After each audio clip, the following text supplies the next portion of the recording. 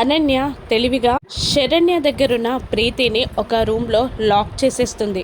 అప్పుడు శరణ్య ఒంటరిగా ఉన్న రూమ్లోకి ఇద్దరు రౌడీలు వస్తారు. శరణ్య భయంగా ఆ రౌడీలను చూస్తూ ఎవర్రా మీరు అని కేక వేస్తూ ఉండగా, నిన్ను చంపడానికి వచ్చామే అని రౌడీలు అంటుండగా, ఏం వాగుతున్నారా మీరు అంటూ ఉంటుంది శరణ్య. అవునే, నిన్ను చంపడానికే వచ్చాం అని అంటూ ఉంటాడు రౌడీలు. అక్క అని కేక వేస్తూ ఉంటుంది శరణ్య. తలుపు తీయండి అని అరుస్తూ ఉంటుంది ప్రీతి.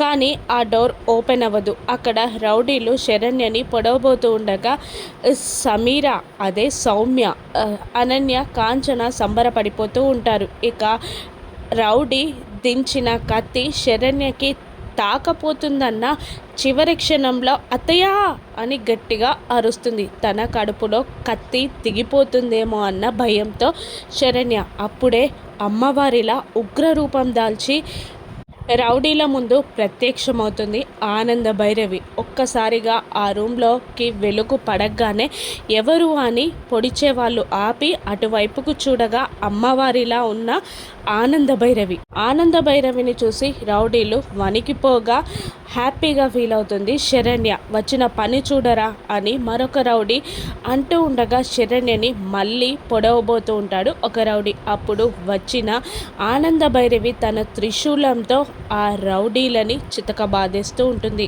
ఒక రౌడీని త్రిశూలంతో కొట్టి పక్కకు పారేగానే మరొక రౌడీ దాడి చేయబోతుండగా వాడి కడుపులో త్రిశూలంతో పొడి చేస్తుంది ఆనంద భైరవి.